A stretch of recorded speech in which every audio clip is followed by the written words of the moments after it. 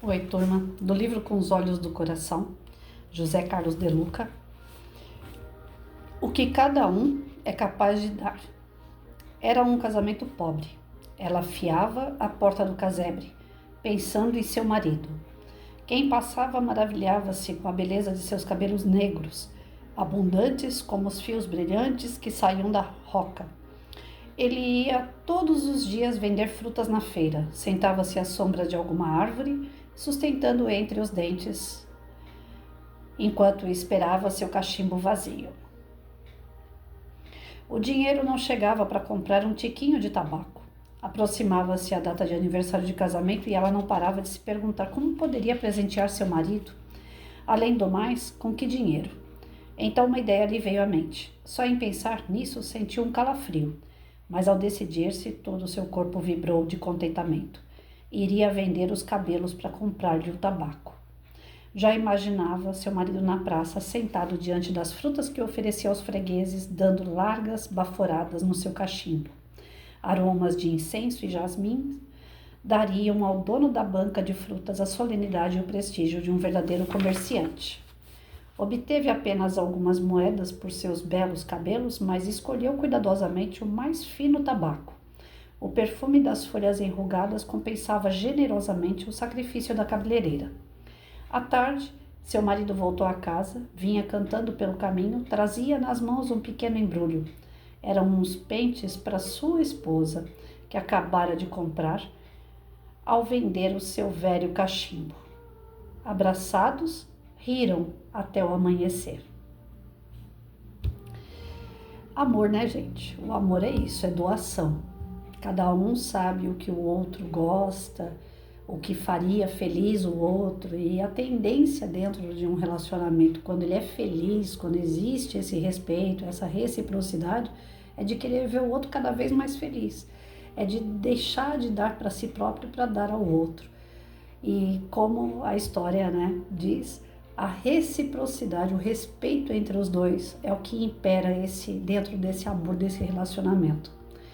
Aí é onde o De Luca ele vem cutucar a gente com o texto A Convivência entre os Cônjuges. É fácil? Vamos ver. Amai-vos um ao outro, mas não façais do amor um grilhão, que haja antes um mar ondulante entre as praias de vossas almas. Enchei a taça um do outro, mas não bebais na mesma taça. Gibran Khalil Gibran. São muito oportunas as palavras de Gibran.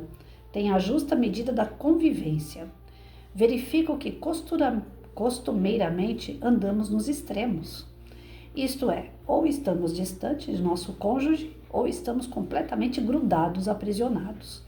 Todo extremo é perigoso, pois tende ao desequilíbrio. Gibran nos propõe o caminho da convivência com liberdade.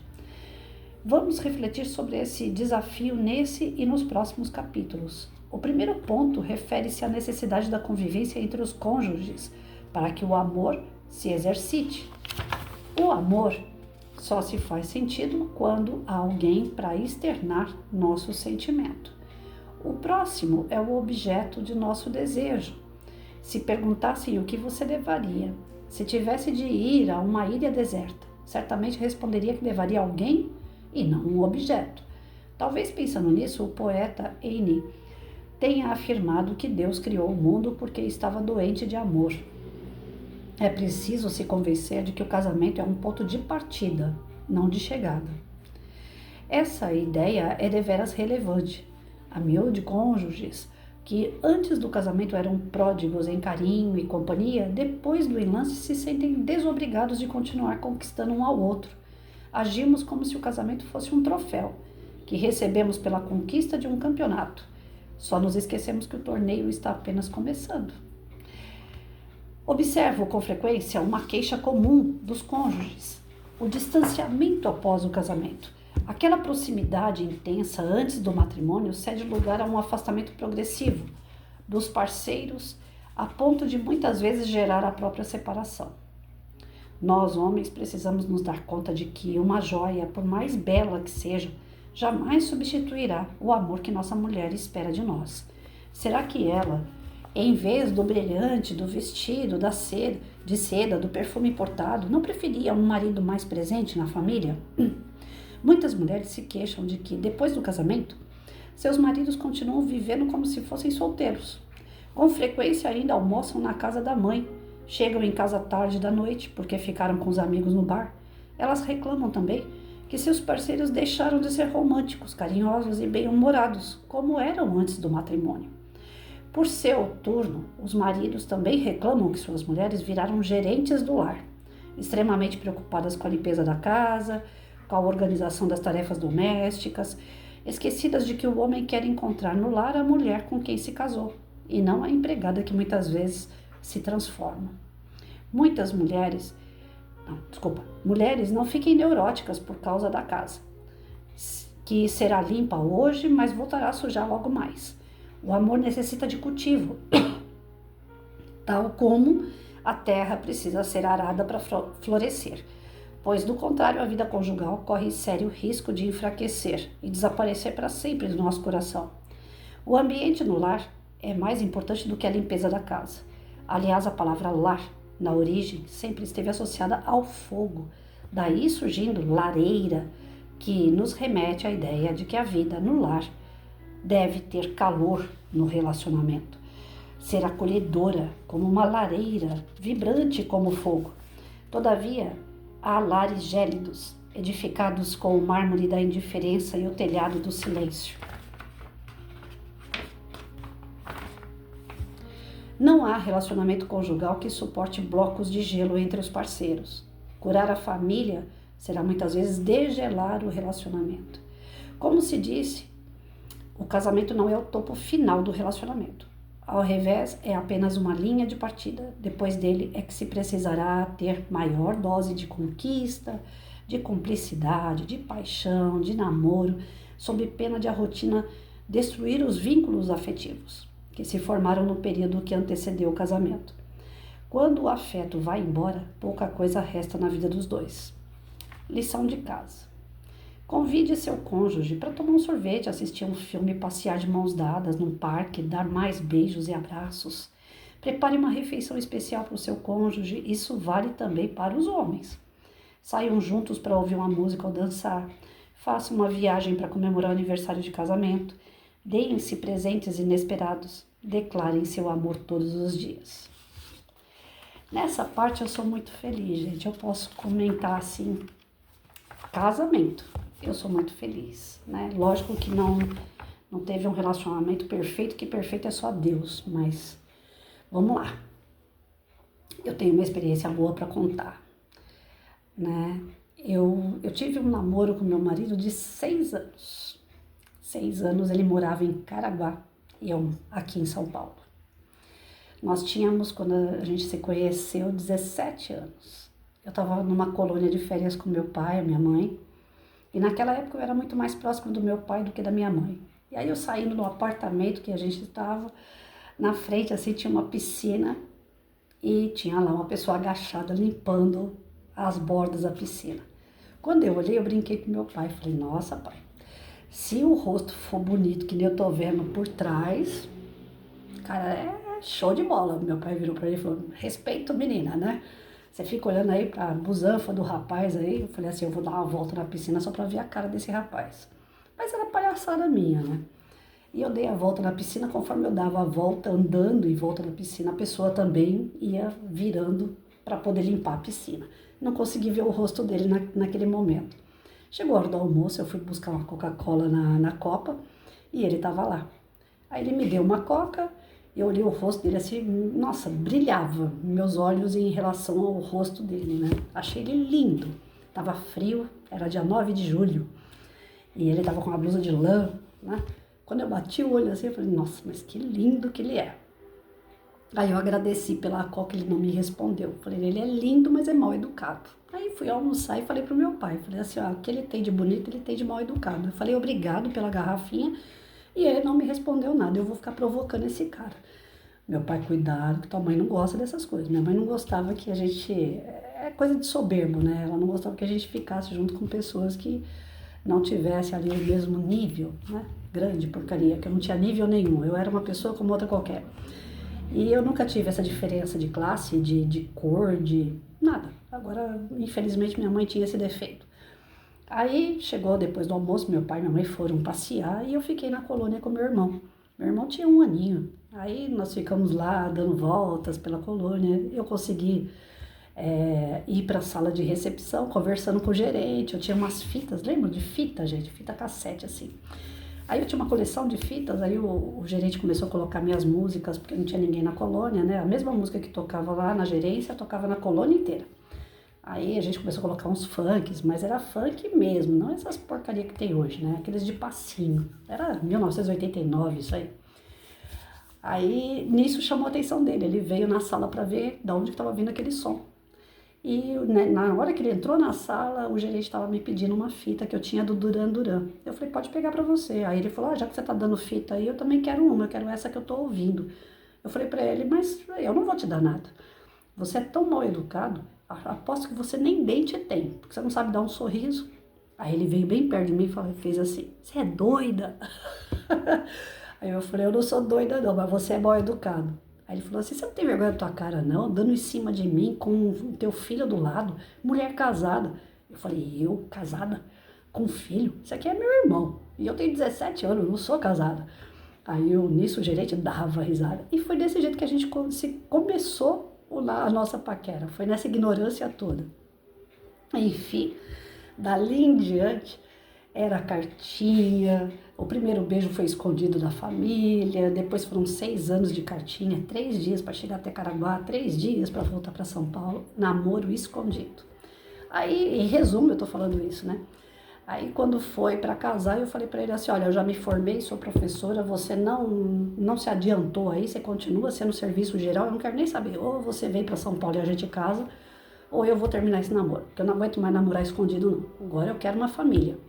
Eu quero casar, eu quero seguir minha vida. Mas na verdade eu queria ele, né? Eu só tava colocando a faquinha no pescoço para ver se tomava uma providência, porque ele era bem mole. Aí ele veio para São Paulo, com a cara e com a coragem, sem conhecer ninguém, só tinha um amigo dele lá na Zona Norte, esse amigo ia casar, deixou ele limpando, preparando a casa pro casamento, e em contrapartida ele podia morar lá. Só que de tanto eu ficar vendo ele, a gente em 6 anos eu não engravidei, mas de tanto ficar vendo ele, eu acabei engravidando. Aí, conclusão. Eu tive que ir embora de casa mesmo, com a roupa do corpo, porque eu não tinha coragem de chegar nos meus pais e falar, tô grávida, aconteceu, né? Família tradicional, aquela coisa toda.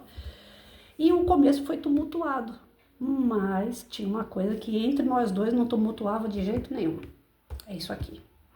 Não existia rotina, não existia todo dia igual, não existia mesmice, não existia fogo apagado, pelo contrário, o nosso casamento ele sempre foi muito aceso, ele tinha esse lar, essa lareira que foi dito aqui na história, né, no texto do De Luca. A gente procurava sempre, mesmo sem ter o que comer, a gente procurava ser unido, ser recíproco, um ajudando o outro nas suas dificuldades, nós perdemos um bebê no começo desse casamento, eu acabei perdendo a gravidez, 3 meses depois. A gente foi pulando de galho em galho, morava de favor na casa dos outros, morava em favela, em cortiço, a gente foi indo, né, até a gente poder se estabelecer, até chegar o momento de ter o nosso filho. Às vezes ele chegava em casa, eu grávida, eu arrastando móveis, tirando móveis do lugar. Aí ele falava assim, você é doida, você vai perder o nosso filho também. Eu falei, eu não vou perder coisa nenhuma, mas eu não aguento ficar vendo a casa sempre igual. Eu quero mudar. Então eu tiro o sofá de um lugar, eu coloco do outro, eu tiro o armário de um lugar. Um dia ele chegou, era uma cômoda pesada que eu tinha, eu não sei como. Eu levantei ela, coloquei um papelão embaixo e fui. Não sei como que eu consegui ter aquela grande ideia, casa de taco. Horrível, porque o taco ele tem aqueles dentinhos, né? Eu ia puxando, ia toda vermelha, suada. Ele chegou e falou, Patrícia, você é maluca. Eu falei, eu não consigo mais ver essa cômoda no mesmo lugar. Eu tenho que tirar, né? Isso quando eu não fazia aquelas limpezas assim, que só faltava jogar ele para fora de casa também. Porque o pouco que a gente tinha, eu jogava fora. Eu nunca gostei de ter muito. Vai acumulando, acumulando. Quando eu faço aquelas limpezas e sai sacaiada de coisa. E em contrapartida, além de eu ter esse negócio da arrumação da casa, de não ter rotina nem na arrumação da casa, ele sabia que eu gostava de bichinho de pelúcia. A nossa primeira briga, discussão, que a gente nunca tinha brigado, a nossa primeira discussão foi quando ele chegou em casa com um bichinho de pelúcia na mão. A gente não tinha o que comer. Povo, quando eu falo não tinha o que comer, não tinha o que comer. Eu comia merenda de escola, porque eu trabalhava dentro de escola, e ele comia no restaurante onde ele trabalhava. Dentro de casa o dinheiro entrava só para o aluguel, água e luz. E olhe lá, né? O filho da mãe me chega com um bichinho de pelúcia na mão. Falei pra ele, você é doido? Como é que você me chega com um bichinho de pelúcia na mão se a gente não tem nem o que comer? Ele falou, eu ganhei hoje umas caixinhas lá na mesa, né? O cliente me deixou umas caixinhas. Eu fui na máquina de bichinho lá e eu sei que você gosta de bichinho. Aí eu fui lá e tirei um bichinho para te dar. Me dá bronca não, eu fiz isso porque eu te amo. Como é que você vai brigar com a pessoa desse jeito? Então, assim, dentro do meu casamento, a gente tinha muitos momentos de altos e baixos, principalmente na questão financeira. Mas entre nós era um querendo agradar o outro o tempo todo. Eu queria que ele chegasse em casa e encontrasse uma casa nova, apesar de poucas coisas que a gente tinha. Então eu sempre mudava as coisas de lugar para deixar o ambiente assim, surpresa, né? Não tá igual ontem. A gente fazia que nem quando a gente comprou essa casa aqui. Não tinha dinheiro para pagar as mensalidades da casa. Foi com a cara e com a coragem, né? Que a gente encarou essa casa aqui.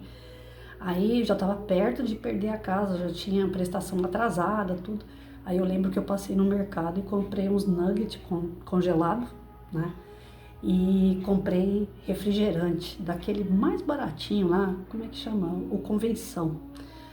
Aí a gente já tinha alguns dias sem se ver, porque às vezes a gente nem se via, mesmo casado mesmo. E a gente às vezes tinha que ficar cada qual em outro lugar, tal, porque não tinha dinheiro nem para vir aqui para ver a casa. Essa casa ficou sozinha quase um ano. A gente comprou e não conseguia vir morar nela, porque não tinha dinheiro para isso. A gente tinha que trabalhar longe, então não dá para pagar a condução e vir para cá. E aí, num desses encontros nossos aqui, eu comprei um saquinho de nugget e comprei aquele Guaraná Convenção, que é o mais barato na época. Aí eu peguei e fui fazer uma surpresa para ele. A gente estava comemorando algum tempo já entre namoro e casamento e eu queria fazer uma surpresa para ele. O nosso colchão estava no chão aqui, não tinha móveis nessa casa. E aí quando ele chegou eu tinha arrumado com um lençol, tinha comprado um lençol novo, a duras penas, né? Joguei um lençol novo lá em cima do colchão, coloquei os nuggets num pratinho e tal. Sabe aquelas velas que a gente acende quando acaba a luz, aquelas velas brancas? O nosso jantar romântico foi com uma vela daquela. Aí quando ele chegou aqui, ele falou, não, eu não acredito que você fez isso. Nossa, que coisa mais linda, que coisa mais romântica, eu te amo, sabe? Então assim, eram coisas simples, não era dinheiro, não eram condições financeiras, era o fato de você querer agradar o outro. Quando a gente iniciou o nosso casamento, a infância dele, segundo o que ele me contava, foi muito difícil. Pobre, já sofreu enchente, desmoronamento do barraco onde ele vivia com os pais. O pai dele bebia, a mãe dele era uma quadradona, assim, de tudo Deus castiga, né? Então ele teve uma vida muito sofrida. Aos 5 anos de idade, o pai bêbado, ele me contou esse episódio e isso ficou muito assim, né, no meu íntimo. Até hoje eu tenho uma certa restrição em relação à mãe dele, em razão disso. Ele com 5 anos de idade, a mãe dele abandonou ele numa obra, porque o pai estava bêbado, o pai estava batendo em todo mundo dentro de casa, ela pegou e abandonou ele dentro de um lugar que estava tendo uma obra lá. Ele passou a noite todinha sozinho, dormindo nessa obra, enquanto a mãe ficou dentro de casa com o pai bêbado. Então nisso aí eu sou muito dura. E ele sofreu muito. Então ele não teve festa de aniversário, ele não teve amigos, os amigos foram meio tortos porque ele não sabia escolher bem, né? Bom, enfim. Aí quando foi o nosso primeiro ano junto, que a gente também não tinha muita coisa, era vivendo na penúria mesmo financeira, eu consegui umas bexigas na escola onde eu trabalhava, pedi lá para as professoras me dar um pouquinho de bexiga. Aí eu peguei e fiz um bolinho pequenininho, sabe aqueles bolinhos de pratinho menor? Fiz um bolinho daquele e peguei papel sulfite e escrevi feliz aniversário, pendurei as bandeirinhas num barbante e coloquei o bolinho na mesa, comprei uma latinha daquelas de brigadeiro, coloquei uns brigadeiros em volta e a gente tinha uma mesa já nessa época, que no começo nem mesa tinha. E deixei todas as luzes apagadas. Aí tinha aquelas velinhas pequenininhas, né, de bolo, que você coloca a quantidade de idade, as velinhas, eu acho que veio 20 ali, sei lá. Aí eu coloquei uma, duas velinhas daquela que era para guardar pro ano seguinte. E deixei toda a luz da casa toda apagada. A gente morava num cortiço nessa época. Era uma cozinha e um quarto, e o banheiro era pro lado de fora, no quintal. Aí ele subiu as escadas do cortiço e eu escutei os passos, apaguei toda a luz e fiquei lá atrás da mesa, lá esperando. Quando ele entrou, eu comecei a cantar parabéns para ele, que ele acendeu a luz. Ele lá da porta, ele chorava. Aí eu falei, uai, você não gostou? Né? O choro parecia um choro triste. Ele falou assim, eu nunca tive uma festa de aniversário. Aí ele desmoronou na minha frente. Ele falou, você foi a primeira a fazer uma festa de aniversário para mim. E aí, sabe, essas coisinhas, elas cativam o casal, elas reforçam o amor entre o casal. Então, eu tô contando alguns episódios assim que eu passei no casamento que foram muito, mas muito felizes. Apesar dos perrengues, nós nunca deixamos cair o amor. Nós nunca deixamos cair essa união de um querer fazer pelo outro. Ele passou num terreno baldio uma vez, andando a pé, porque geralmente ele andava a pé, coitado. Não tinha dinheiro para ônibus, essas coisas. Às vezes, de onde ele trabalhava até em casa, era muito longe, como Cangaíba até Vila Císpera, é bem longe, para andar a pé.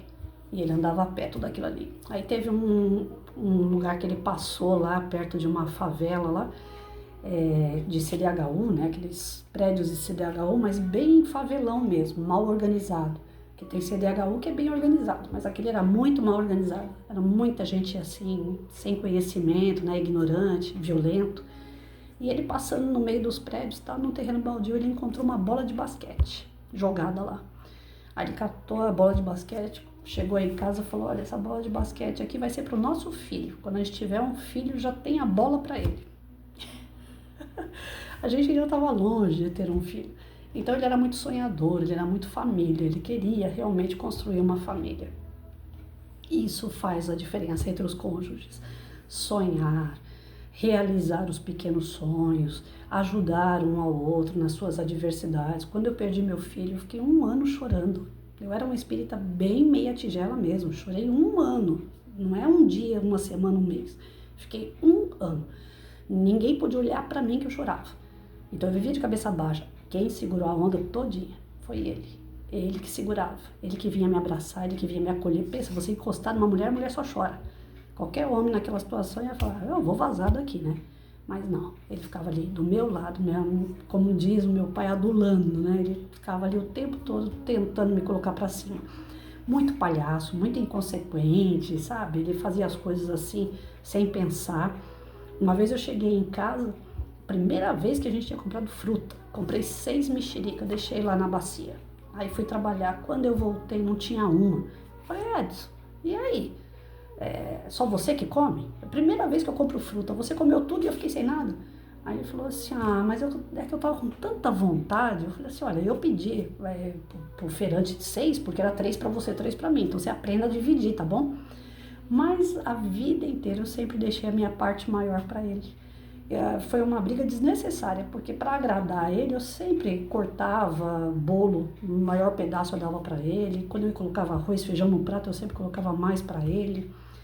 E em contrapartida, ele fazia para mim esses agrados com bichinho. Minha casa, com o passar do tempo, parecia 25 de março, né? Porque o que não faltava era bichinho. Até hoje eu tenho 2 ursos que ele me deu.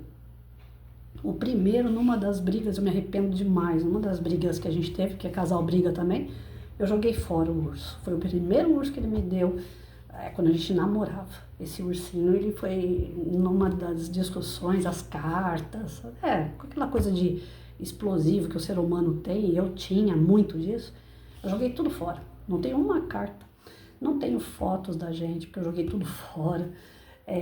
E os bichinhos, o primeiro, eu não tenho. Isso, mas eu tenho aqui, né? São coisas que gravam. Esse primeiro eu estava na faculdade, para completar 18 anos, ele chegou na porta da faculdade. Com o ursinho na mão, eu estava no 2º andar, eu acho, da faculdade, ele gritava no meio da rua, Patrícia, Patrícia. E eu escutei bem longe aquele Patrícia, fui na janela, ele estava lá no meio da rua, com o ursinho aqui no braço. Eu trouxe para você, eu te amo. Eu falei, meu Deus ficamos a faculdade inteira vendo aquilo. Então, isso não morreu dentro do relacionamento, dentro do casamento, que essas loucuras ele fazia constantemente. E isso fazia o nosso casamento ser cada vez mais vivo, cada vez... quando eu falo dele, assim, as pessoas falam assim, poxa, mas ele já desencarnou, Patrícia, deixa o homem quieto lá. Falar, não dá não, não dá não, esse não dá. Né? Os outros eu lembro do que foi bom, eu lembro do que foi ruim, mas o dele marcou, porque tinha uma coisinha, um detalhe no meio disso tudo, gente, amor. Então, quando existe amor, o casal se doa mesmo, independente das adversidades, independente das dificuldades, seja financeira, seja familiar, social, seja até mesmo de convivência ali. As nossas diferenças às vezes eram gritantes pela cultura. Ele veio para a minha religião, ele veio para o espiritismo, ele parou de fumar devido a uma palestra que ele assistiu sobre companhias espirituais. Mas assim, independente das nossas diferenças, o que fazia a gente estar sempre junto? Amor. Quando as diferenças se sobrepuseram ao amor, aí a gente deu uma afastada um do outro. Eu achei que ia ser só um castiguinho, né? Ele vai ficar longe, ele vai perceber os erros que ele está fazendo e depois ele volta. Mas aí chegou o momento dele partir, né? Eu não duvido de Deus em momento nenhum. Então, quando alguém fala assim, nossa, ele era tão novo, 33 anos, eu falo, mas ele podia estar aonde fosse. Aquele momento ia acontecer. Já estava escrito que em algum episódio da vida dele, os acertos de contas do passado iam chegar. E ele ia ter que partir. Eu já sabia disso. Só não sabia que ia ser tão cedo. Ele me faz muita falta. Então não deixe o seu cônjuge te fazer falta. Acenda essa luzinha, essa lareira, né? Tá esquentando aqui. Acenda essa lareira do amor, da dedicação, da reciprocidade dentro do teu relacionamento. Os relacionamentos hoje não duram porque as pessoas estão nos extremos, né? A mulher quer demais, o homem quer de menos. Essa questão assim do homem jogar a bola e deixar a família em casa, o homem ficar com os amigos, nós nos separamos por causa disso. Ele começou a ir mais pro lado dos amigos do que ficar em casa. Foi aonde eu quis dar um castiguinho nele. Você vai ficar fora de casa pra você ficar lá com seus amigos então, já que você tá deixando a sua família de lado. A gente não sabe o futuro, né? No começo eu me copiei muito, falei, nossa, eu deixei ele para fora de casa, se ele estivesse aqui talvez não teria morrido, mas não, a gente sabe que a morte tá ali, tá escrito, se você não fizer por onde mudar o seu trajeto, se não fizer melhores escolhas, é aquilo ali mesmo que vai te acontecer, não é fatalismo, mas são as escolhas, né? Se ele tivesse escolhido outro caminho ali, ele não teria passado, ali não teria acontecido o que aconteceu, então... A gente sabe que nada é ao acaso, é o que me conforta. E eu vejo como professora que eu fui por mais de 32 anos, os casamentos, eles são, assim, muito fúteis. Eles são muito do tipo assim, se eu fizer e der certo, bem. Se não der certo, a gente separa. As pessoas estão assim. Muita cobrança do lado das mulheres, muito oba-oba por parte dos homens. Os homens são super, mega divertidos entre eles. Eu vivo falando assim, eu amo o universo masculino. Porque ou raça para ser divertida, para ser alegre, para ser bem-humorada, é o homem. A mulher é mais, né, cheia de coisa mesmo. Eu peguei para passear com uma amiga minha esses dias aí. Conforme choveu, o vidro estava aberto, porque a gente sente calor, né? Menopausa, aquela coisa toda, esse calor de verão. Aí o vidro estava aberto, qualquer gotinha de chuva que batia assim do lado do vidro, ela falava assim, passa um paninho aí, ó, que tá molhando, né? E isso é porque estava entre eu e ela, duas mulheres. Ela, tá bom, vou passando. Então, passeando e limpando para ter que manter aquele vidro aberto. E eu saio com homens, não, tá chovendo do jeito que for, os 4 vidros tá aberto e entra ar e não tá nem aí, porque aquilo ali é de plástico. Né? As portas dos carros são de plástico, bateu água, escorre e não fica, né, úmida, não vai danificar e nem nada. Mas assim, mulher é muito detalhe, né? Mulher é muito organizada, muito disciplinada, o homem é largadão. Então, esses conflitos da mulher que quer tudo certinho, tudo organizado, tudo disciplinado, faz enrijecer também o relacionamento, né? tem o dia certo para namorar, a cama eu acabei de limpar, então eu não posso bagunçar. Você vai assistir televisão, você não pode comer pipoca, porque pode ser que caia um milho lá no sofá. Então, esses detalhes o homem não aguenta. Para ele é uma chatice, aquele rigor total é uma chatice. Isso vai desfazendo aquele amor, aquela reciprocidade, a pessoa se torna uma chata. E o homem com os amigos, ele é tudo leve. Mas aí a mulher é chata, ele acaba pegando o embalo dele, acaba se tornando chato também. E isso vai gelando o relacionamento, vai afastando. Muitos casamentos que eu vi acabaram dessa forma. Dentro de casa foram se distanciando aos poucos devido à chatice da mulher, à cobrança dela, e o homem que não consegue se adequar àquela certa disciplina, não vê mais a mulher como atrativo, né? Porque a mulher está sempre igual, sempre com... Antigamente era aqueles bob no cabelo, agora... Né, se ele for lá pegar o cabelo dela e bagunçar, ela, ai não, acabei de fazer chapinha, não faz isso, eu gastei dinheiro com a cabeleireira. Então, fica difícil o cara não ter, né, um espaço para chegar na mulher dele.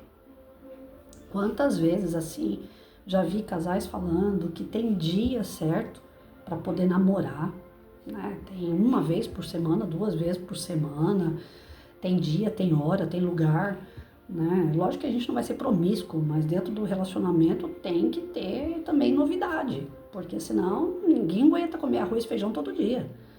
E as famílias, elas vão para aquele lado assim do tipo que o homem começa a ver a mulher como uma santa, né? Já que eu tenho ela assim, é a minha esposa, é a mãe dos meus filhos, ele para de enxergar ela como a mulher que ele se encantou, porque ela também não ajuda. Então falta essa liga dentro do casamento, aquela liga que tinha no namoro, aquele coração vibrando na hora de marcar um encontro, aquele frio na coluna, no primeiro beijo. Essas coisas vão apagando dentro do casamento. Por quê? Porque as pessoas relaxam. O nome mais certo é isso, relaxo. As pessoas relaxam, deixam de se dedicar ao outro. A partir do momento que as pessoas entenderem que relacionamento é igual uma sementinha. Você colocou a sementinha lá, você vai ter que ficar regando, adubando, conversando com aquela semente, ela vai crescendo e você continua cuidando dela. O casamento, o relacionamento é isso. É todo dia você aguar, na dose certa, né? Você adubar, você mexer com a terra, você acariciar a planta, você conversar com ela. Às vezes é necessário tirar aquela planta daquele vaso e colocar em outra, mudar a posição dela em relação ao sol. Não é só colocar no vaso e deixar. Se uma planta morre, se a gente só deixar ela ali por conta própria, imagina então um relacionamento a 2. Independente de se tem filhos ou não, o casal também esfria demais quando chega o filho, porque aí é um tal de tudo é pro filho, visa o filho, vive em função do filho, esquecendo que filho cresce, um dia vai embora. E quem fica é o casal. Se ficar, se sobreviver a essa fase, porque tanto um como o outro muda completamente, passam a ser pai e mãe e deixam de ser marido e mulher. Eu não estou aqui para ficar dando conselho de como é, como deixa de ser, não. Mas esse capítulo me deixa muito feliz de saber que o meu casamento, até onde eu pude e ele pôde, a gente se dedicou bastante um ao outro. E a gente foi muito feliz enquanto havia essa dedicação. Quando deixou de dedicar, o casamento decaiu. Então eu tenho uma experiência que é boa, muito boa. Eu só tenho a agradecer a Deus porque eu vivi esse momento bom de um casamento assim feliz, que não tinha nada. A gente não tinha nada, não tinha nem o que comer. Mas a gente tinha o principal, a gente tinha um ao outro. E é esse tipo de relacionamento que no fundo eu desejo a todos vocês. Quem me ouve, procura fazer coisas diferentes, por mais bobagem que aparenta ser. Faça coisa diferente, sabe? Faz um cafezinho para esperar seu marido. O marido, faça um jantar à luz de vela, dessas de acender no dia que apaga, né? Que dá o apagão na luz elétrica. Leve a pessoa para um lugar que tenha natureza, declame, fale o quanto ama, porque a mulher é muito ouvinte, ela precisa ouvir que ela é amada. Por mais que o homem faça, se não falar eu te amo, parece que está faltando tudo para ela. O homem é visão, a mulher é audição, o homem é visão, a mulher tem que estar bem para o marido dela. Ela tem que se apresentar cada dia, ou de quando em quando, de uma forma diferente, para ele achar que ele tem 10 mulheres diferentes numa só. Aí ele não vai ficar procurando outra lá fora, porque ele tem tudo naquela mulher. Tá certo que tem homens e homens, que você pode se pintar de Carmen Miranda também, que o cara, ele vai continuar olhando lá fora. É caráter, né? Desvio de caráter. Que infelizmente eu também já tive essa experiência, mas não com o marido, com o namoro. Fazia de tudo. Aí o cara virava pra mim e falava assim: eu não quero tanto, você é muito grudenta, você não dá um tempo, você quer estar junto o tempo todo, você quer fazer o tempo todo, né? Então assim, tem pessoas e pessoas, e quando você encontra pessoas dessa forma assim, que renegam, rejeitam a sua dedicação, cá pra nós, né, gente? Ó, porque não vale a pena. Agora, aqueles que valorizam tudo aquilo que você está fazendo, é um relacionamento real. Está tendo, né, o entrosamento, está tendo a reciprocidade, está tendo respeito, está tendo amor. Casamento, essa união de dois espíritos que vão caminhar juntos numa encarnação, tem que ter o mínimo, é o respeito. E o maior barato de tudo isso é o desenvolvimento do amor, que ele não diminui. Ele só cresce. Quando dois espíritos de verdade se encontram, é maravilhoso. Quando eles realmente têm uma afinidade, um objetivo, quando realmente eles têm uma liga, é maravilhoso. Mas existem dentro das reencarnações também as compulsórias, que às vezes foram dois irmãos no passado que se reencontram agora para fazer as pazes, aí o casamento é meio tumultuado, né? Tem questões mal resolvidas numa outra encarnação que precisam se alinhar nessa encarnação, então existe muito atrito. O que não pode ocorrer dentro do casamento é violência. Violência doméstica de jeito nenhum. Quando chega a esse ponto, pode cair fora porque não vai dar certo. A violência doméstica hoje, ela atinge um grau muito grande, né? O descontentamento de ambas as partes acabam levando a atos insanos, né? Mulheres submissas, mulheres que acabam acatando uma série de ordens e, sei lá, devaneios aí de homens que se acham prepotentes, que são aqueles que estão provendo a casa e que por conta disso a mulher tem que se submeter a tudo. Não é só a mulher que sai para trabalhar e vida nova, não. Tem muita mulher ainda que se submete ao mando e desmando de homem, né? Eu assisti um filme ontem, deixa eu ver se eu lembro o nome, peraí. Lembrando, não vou lembrar não. Vou ter que ler para não é aqui. Depois vocês peguem aí na internet esse filme. Cadê? O Assassino do Calendário. É um filme que aparentemente não diz nada com nada. Você olha ele assim, você não dá nada pro filme. Mas se você for analisar o filme, as passagens que ocorrem no filme, vocês vão ver assim o abuso como é sutil dentro de um casamento. O homem, ele vai submeter na mulher, porque a gente fala assim, a mulher tem que fazer os gostos do homem para agradar ele, mas tem o limite. E esse filme, ele mostra assim que passa dos limites.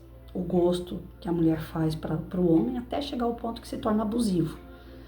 E a mulher que sofre o abuso dentro do casamento, ela se torna tão submissa, tão medrosa, vira um problema psicológico, psiquiátrico inclusive, que transtorna a pessoa. Ela se sente sempre perseguida, humilhada, menor do que o outro. Então existem relacionamentos doentios por aí. Então, quando a gente fala fazer o gosto do outro, tem um limite, tem que ter um equilíbrio. Não é fazer para você se desfazer de si próprio. Não, eu não gosto disso, mas eu vou fazer para agradar o outro. Aí já não é relacionamento. É isso que eu tanto desejo, o outro não faz. E eu, por gostar dele, eu não fico cobrando. Também não. Então, tem que ter uma coisa entre o casal, que são os combinados. O diálogo é importante para isso. É muito importante você sentar com o teu parceiro, com a tua parceira e falar, você está feliz? Tem alguma coisa ainda que você tenha vontade de fazer que você não fez? Vamos junto lutar para que você realize seu sonho, né? O cara quer sair com os amigos, ou a mulher quer sair com os amigos, tem que ter aquela coisa do equilíbrio. Não é largar o seu marido dentro de casa e bater perna e deixar ele lá. Ou você leva ele junto, ou então você escolhe um dia para sair com seus amigos que ele está trabalhando, por exemplo. Aí não está interferindo em nada entre vocês. Ele está ocupado. Agora, o que eu via na sala de aula, muitos alunos chegavam comentando que o pai todo final de semana estava no boteco, estava indo jogar bola e a mãe limpando casa. Nesse aspecto, qual é a liga que dá aí? Nenhum. Porque um vive um mundo e o outro vive outro mundo. E choca quando os dois estão juntos, porque não falam a mesma língua. Se aquilo é uma rotina, todo final de semana eles estão juntos e ao mesmo tempo separados, chega um dado momento que aquilo ali se torna uma amizade, ou às vezes nem isso.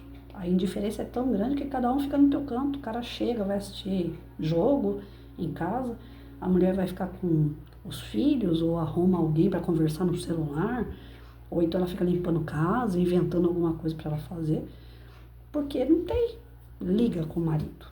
Então existem várias coisas que a gente pode pontuar com um texto desse aqui.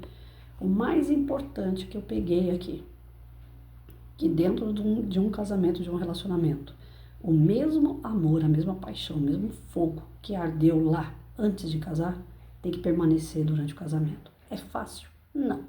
Mas tem que ter cada um a sua boa vontade. Cada um tem que ter a sua dedicação para com o outro. Não importa o que está em volta. Em volta é segundo plano. O casamento é em primeiro. Quando você dá tudo de você dentro do relacionamento, realmente ele tem tudo para ganhar. Ah, fulano falou. O que importa é o que minha mulher fala. Ah, fulano fez. O que importa é o que meu marido fez. Então é assim, o casamento é um para o outro. Não importa lá fora. Lá fora é o social. Você vai lá, faz sua parte, mas volta para o teu casamento. O filho é importante, é prioridade na educação do filho, mas ele não pode controlar um casamento. Ah, não vou fazer isso porque meu filho. Ah, eu vou fazer aquilo por causa do meu filho. E o marido? E a esposa? Então, primeiro é o casamento, primeiro é o marido e a mulher. Eles decidem e conduzem como vai ser o lar, como é que vai ser a vida em família. Então, é o que está faltando hoje, essa liga. O caso, eu perguntei para um aluno meu que esteve aqui esses dias em casa, ele tem 18 anos. Ele falou assim, professor, eu casei. Eu falei, casou? Mas tão cedo, menino, 18 anos. Aí ele falou assim, eu juntei, né? Mas é a mesma coisa de casar. Eu falei, é? Ele falou, é. Eu falei, você está trabalhando? Tô, eu consegui registro na firma e tal. Eu falei, e a sua esposa está trabalhando? Ah, ela tá mandando currículo. Tem aí algumas coisas em vista? Eu falei, e o que ela vai trabalhar? Ah, eu não sei não. Ela mandou currículo lá, mas eu não sei para onde, não sei para que é não.